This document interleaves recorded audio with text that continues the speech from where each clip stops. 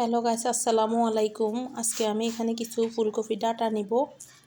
ডাটাগুলো সুন্দর করে ছোট ছোট করে কেটে ধুয়ে পরিষ্কার করে নিব।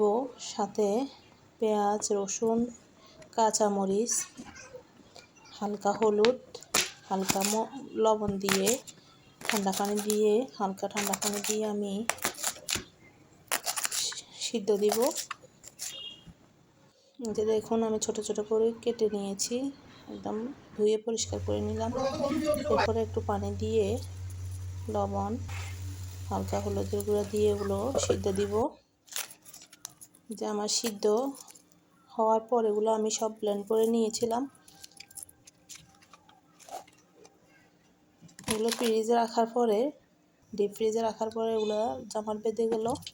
এরপরে দিয়ে দিচ্ছি একটা কড়াইয়ের ভিতরে সয়াবিন তেল, রসুন, এরপরে লবণ, এরপরে দিয়ে দিচ্ছি জমাট বাঁধা আমার ফুলকপির ডাটাগুলো। এগুলো আমার কাজ করার দেরি হওয়াতে এগুলো আমি ডিপ ফ্রিজে রেখেছিলাম, এই জন্য জমাট বেঁধে গেছে।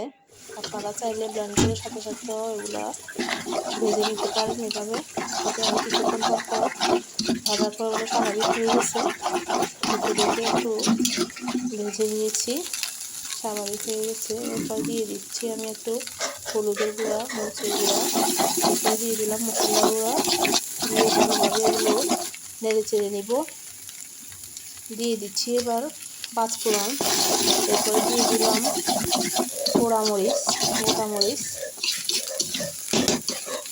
গাইস, আমার রেসিপিটা কেমন হচ্ছে অবশ্যই কমেন্ট করে জানাবেন।